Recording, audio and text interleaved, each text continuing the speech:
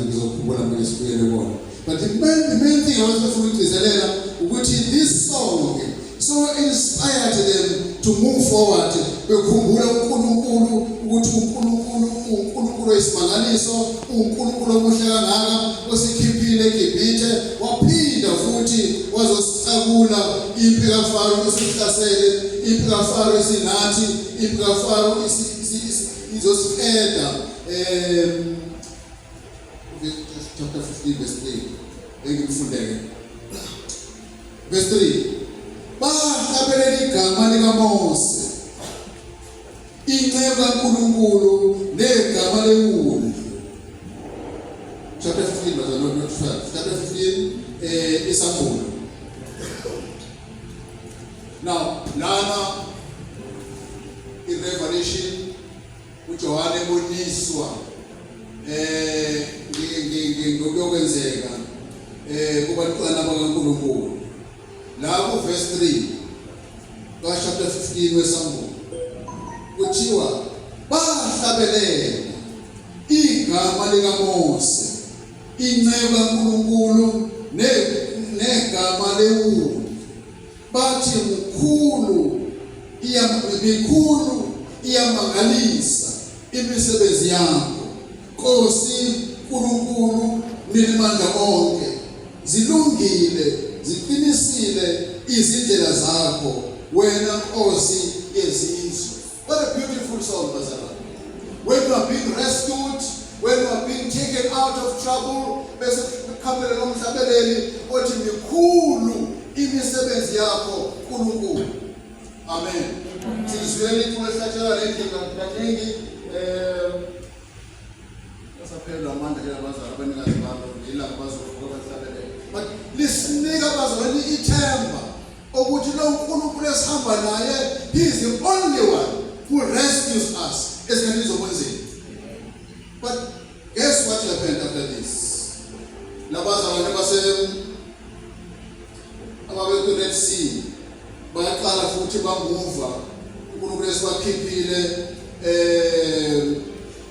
ehlaseleni uFaro nempi yakhe sebegwinywa ulwandle, baqhubeka nohambo lwabo. Uhambo lwabo in 3 days time labafikisa endaweni ebizwa ngeMara. Le ndawo ebizwa ngeMara yayinamanzi, okuthiwa lamanzi abitha ngesingisi.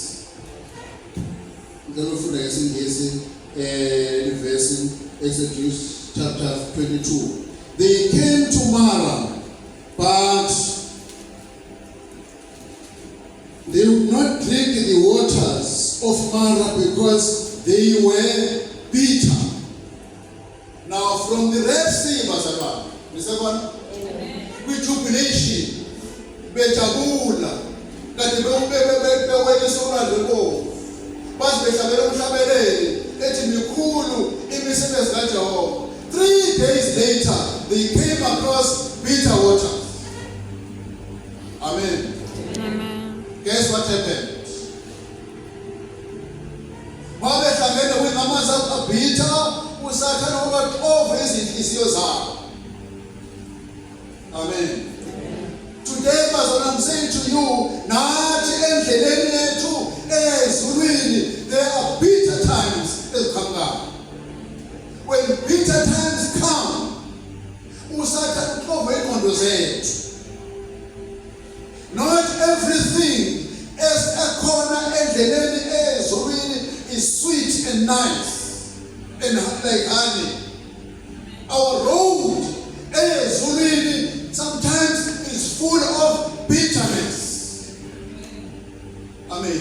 Amen. When you are a Christian, be aware what akuzuma lula every day on our way to heaven.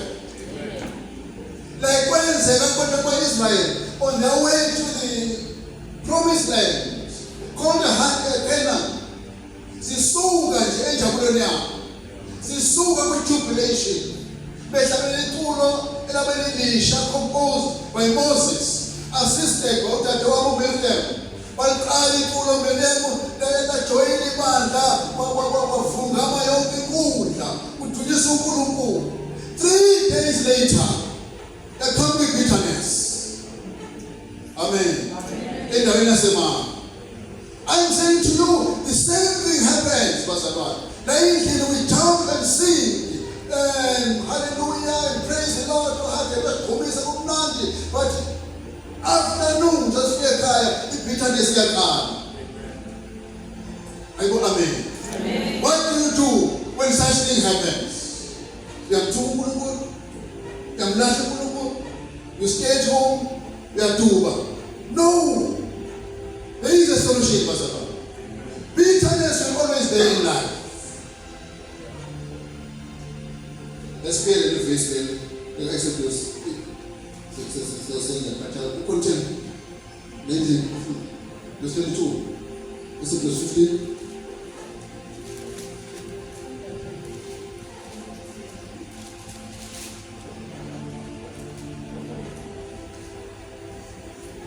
Verse 22.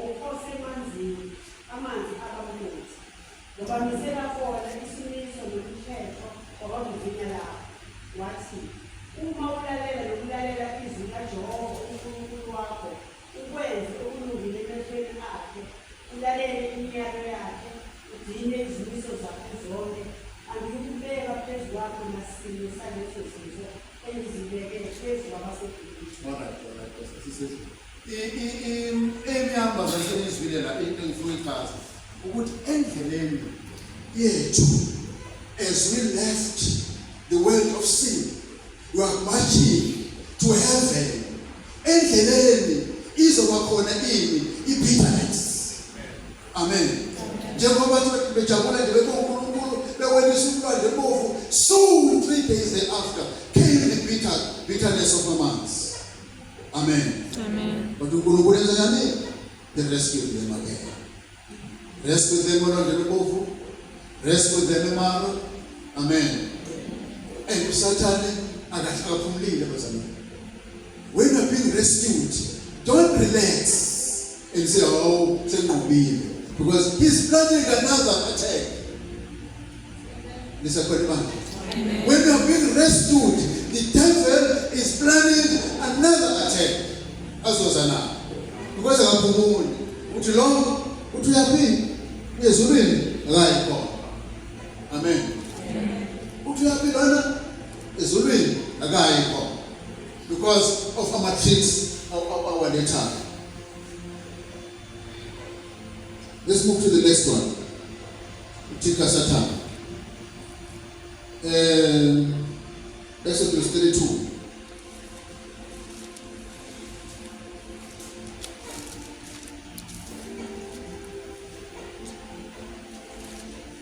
Let's pause on again.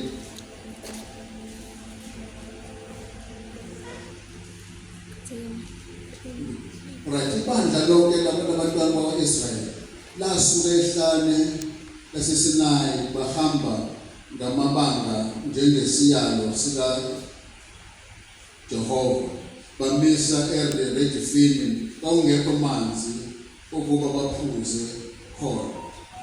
Ngalokho abantu baphikisana noMose bathi, siphe amanzi siphuze. uMose wathi kubo, yini ukuba niphikisane nami na? Nimlingelani uJehova? Abantu bomela khona amanzi, abantu bakhononda kuMose bathi, usikhupheleni eGibhithe ukuba usibulale thina nabantwana bethu nezinkomo zethu ngokoma na. Amen. Satan efakile inkinga nge-crossing of the Red Sea. Bayinqoba bazalwane. 2 wangaphumula uSathane, waqova, ngokubalethela bitter amanzi angaphuzeki, bitterness empilweni. 3, awasekho wona-ke amanzi manje, sebekawe yini ukoma sebesaphi bafika khona.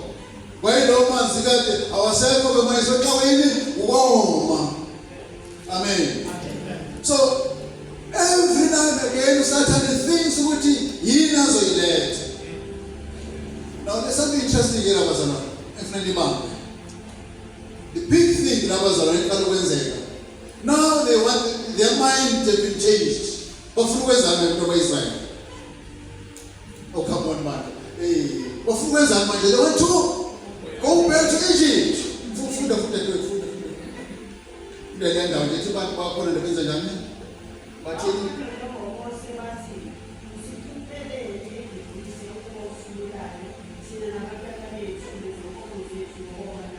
I'm telling you bazalwane kunendlela yethu ezulwini uma qhamuka inkinga khona abantu abakhumbula eGibhithe ezweni leSodom.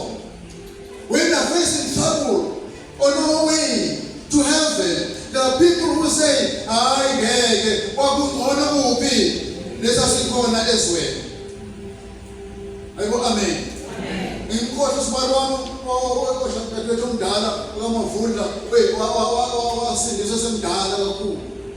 Wathi bengena nje ebandleni kwakwangena ngesikhathi kunezinto ebandleni eziusual.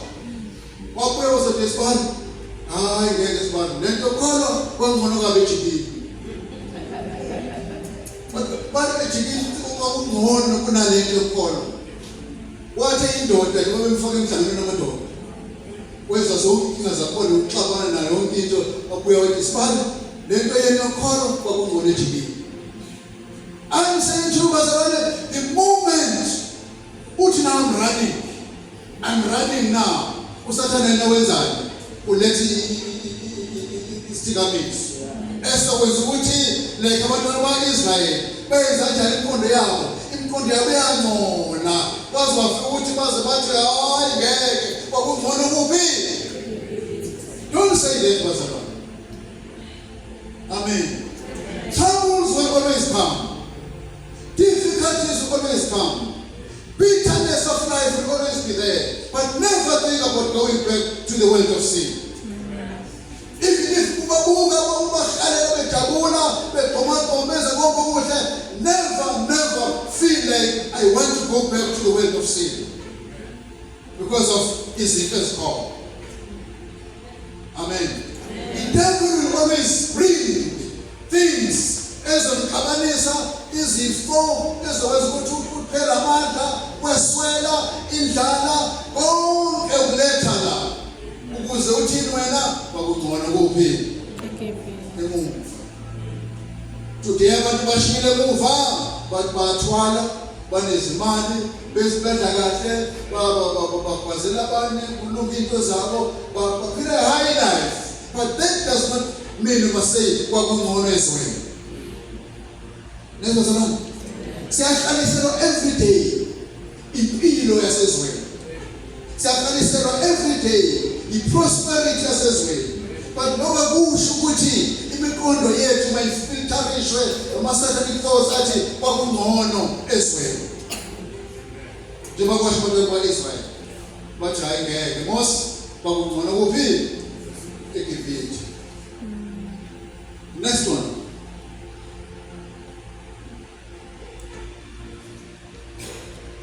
Exodus 32.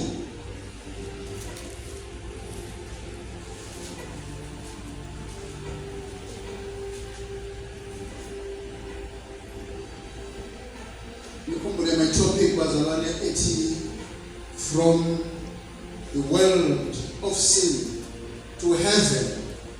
There are challenges, but there is a solution. Amen. There is what bazalwane? A solution. Endleleni vele eGibhithe eyeKenani ziningi izinkinga, but uNkulunkulu wayiveza isolution ekugcineni. Siyibona nje khona manje esesivala njengoba ngivulise ifuna newasho kwazi ukuthi wathi lapho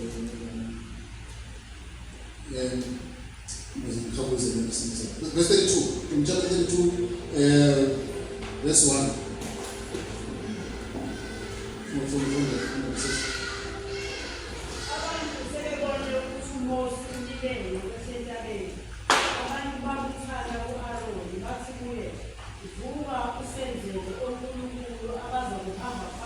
Oh, okay, yes, let's start this now.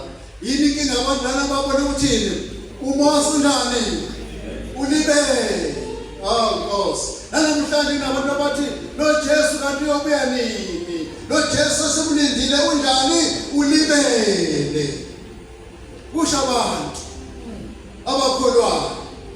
Athi kade sasindiswa noma umkhulu bethu basindiswa balinda nathi silindele siphuthe osizini nasekuhluphekeni silindile uJesu ukuthi uzobuya kanti ulibele. Therefore uma uJesu libele ake sibeke ekaleni. This one was done by abantwana bakwa-Israel. Bathi bebona ukuthi lo Mose wamlindile usahambile ohlala uNkulunkulu for 40 days. They could not wait for 40 days. Belinde uMose. Neza bazalwane. Abantwana bakwa-Israel behluleka ukulinda u40 days uMose engekho enoNkulunkulu entabeni. Babheke ekaleni. It is happening. It is happening to us on our way to heaven. Silinde uJesu uzobuya ekufuthi lo uJesu hayi ulibele ebheke ekaleni into other things. Amen. The same problem was in Gibhithe is the same similar problem that we are facing today because of time as Kabavula.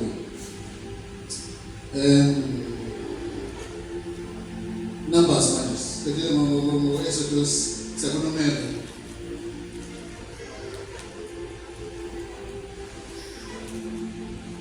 So the letter of God was against patience. Sifunde bazalwane. Patience. The endurance. There was between patience and endurance. That ichaza nje bazalwane ngakho patience. Please ukulinda nje lapho niteksi eThekwini lapho isiphingo ngani yakho ayisafunda iteksi eThekwini isiphingo ayikhona ngesistimeleni athi bonyana ilinda iyeza ungayestimeleni. This patience but endurance kusho ukulinda with pain ulinde ezila izinto. Amen. Zikunaphuzela izinto zidweba ulinde kodwa. So we must learn to be patient and learn to endurance also. While silindile inkosi uJesu silinde futhi zikhona iziphi lokuhlungu sibuzwa. Endurance. Abazalwane bazayibona inkosi egcineni yilabo abakwazile ukulinda. Balinda kunzima.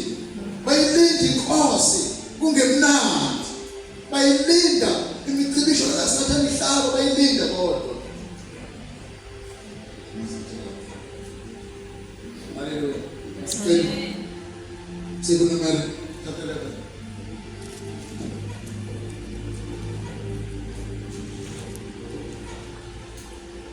Verse 4 to 6.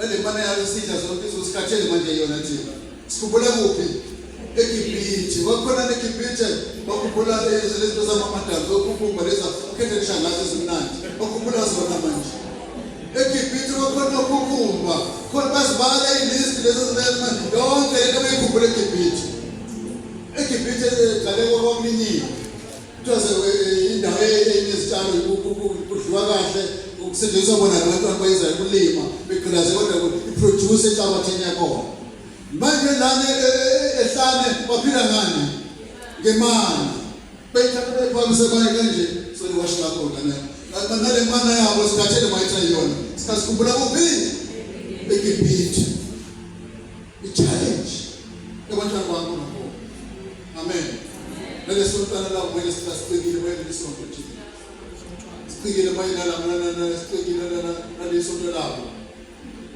sikhumbula kuphi emuva lesivela khona destination yethu bazalwane that asikwazi ngisho ukubonga what we have been given we get tired and remember emuva lesikhishwa khona inkosi uNkulunkulu ngomsawabo even ala university kana numbers sikhulunya lo ndaba ukuthi lenqubo evangeli yaqala hlupha wathi ngubani yakusikhipha uyakusipha inyama kuba bakhumbula inyama seGibhithe bakhumbula inyama seGibhithe siyakhumbula izinhlanzi zofishi bakhona eGibhithe namakhukhumba namakhabe all these types of things is being people for lezo element of faith bakhumbula zona and forget uNkulunkulu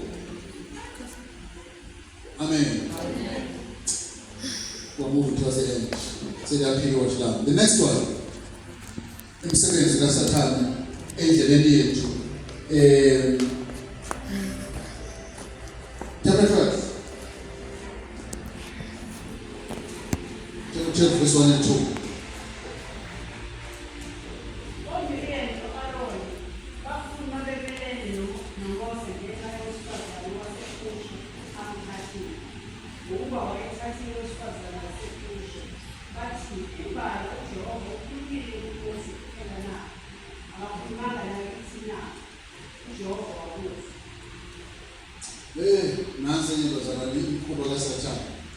That's where you already see Kaleka Sathane operating.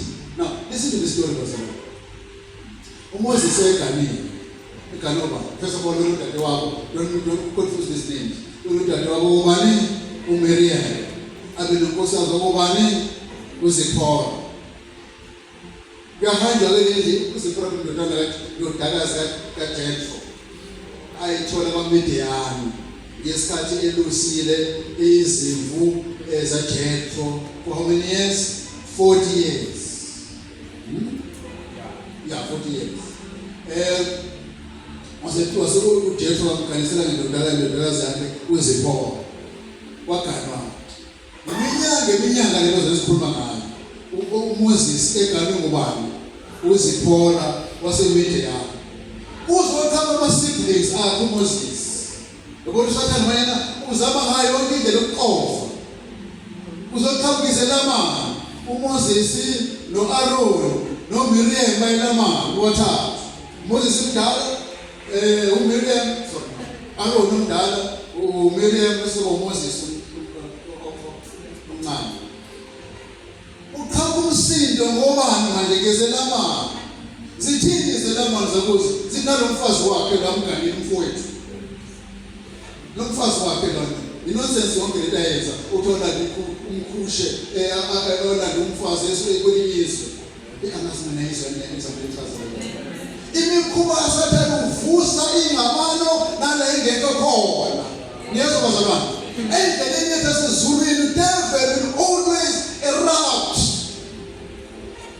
the conflict even if there is no conflict mangaqokunozulu nozulu siyazalana ngoba uNkulunkulu okubethu azothi la emandleni athi kodwa nalo manje utamkamgana omthathayo yabona akhamba ngibuyisa usamdleni zamalanga khamba simlekelela sisi phela ukuthi impela lo manje ulamgana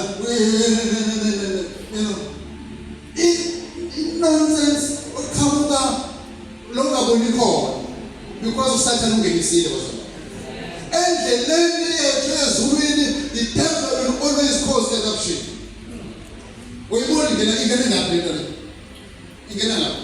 Ehluphe kwabo ezinkingeni zabo from Egypt to Canaan. Ukuthi uMoses ugalwe ukushe owezizwe ingena ngaphi? Engene. But ukukhuba kaSathane, amaqhinga kaSathane oqofa bazalwane. Amen. So we have found a solution. Esofanayo sibhala la ukuthi eqoveni kwethu uSathane there is a solution. There are various tricks, various methods, various strategies uSathane eqova ngazo ibandla, but we have a solution. Avusile ngathi ukuthi nalokho ngilukalo umuntu olwezizwe. Bayibo ingena ngaphi lo nto la usontweni ebandleni. Ukuthi uSathane ufunani ingabani. Bathi uNkulunkulu wamplanisha ke umumele ngoba benani abe nothoko ngalokho sesiyaphetha bazalwane. Ningaze nilabe. 14 number 14. Abantu bakhala izinyembezi ngalobu busuku. Bonke abantwana bakwa-Israyeli bakhonona ngoMose nango-Aroni. Yonke inhlangano yathi kubo sengathi ngasafa ezweni laseGibhithe. Yabuza ukuthi appreciate. Yabazi abantu basala bathi ngabe safa ezweni laseGibhithe noma sengathi ngaba safa kuleli hlanga. uJehova usilethelane kulelizwe siwe ngenkemba na.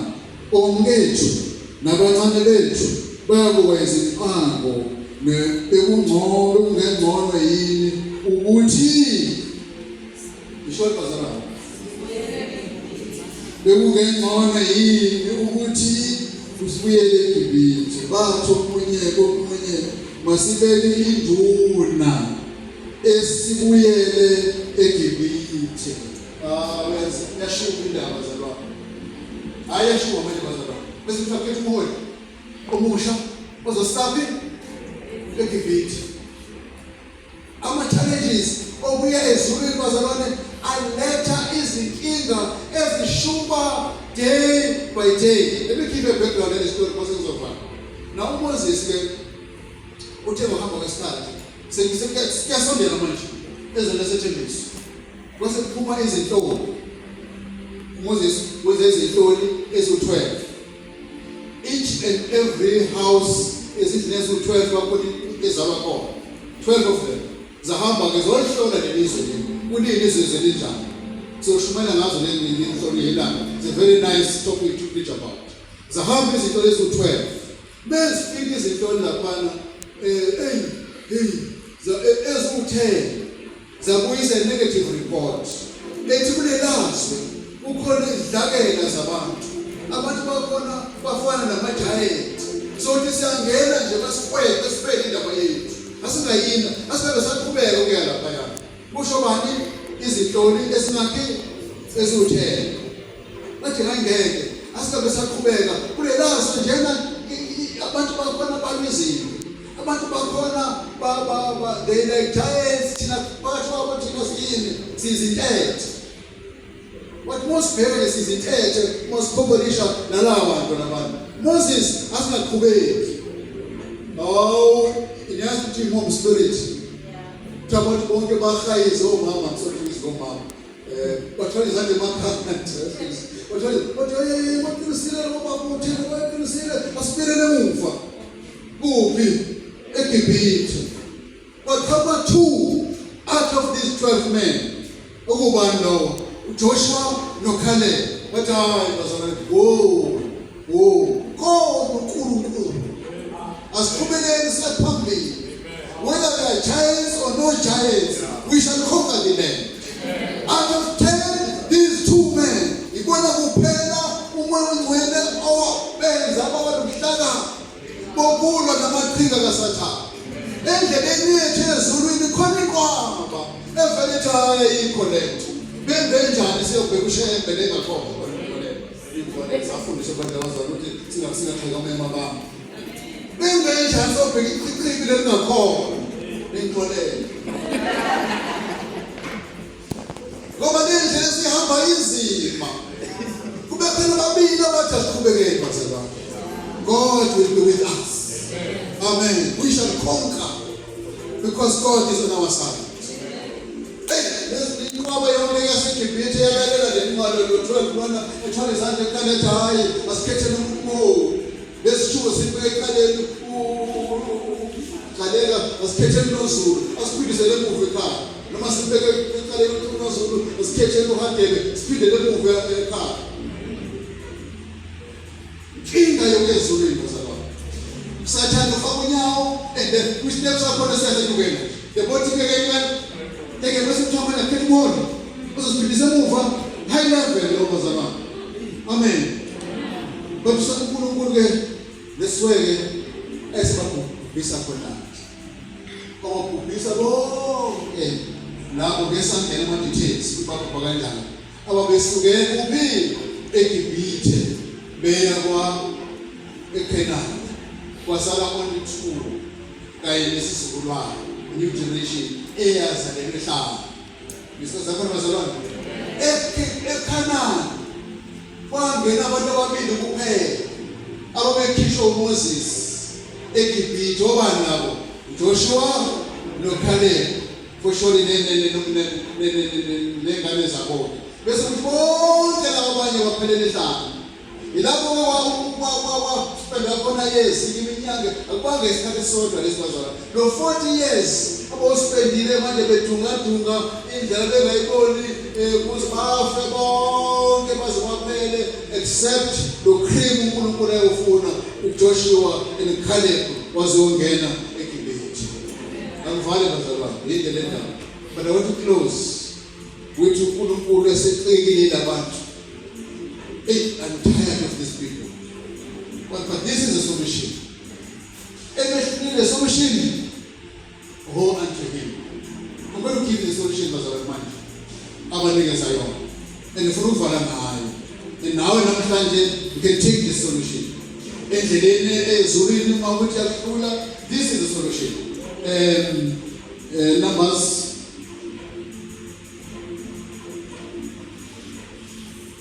Number 21.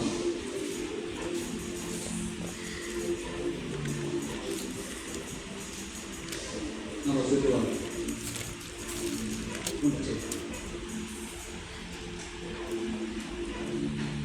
eGibhithe ukuba sifele ehlane nabo.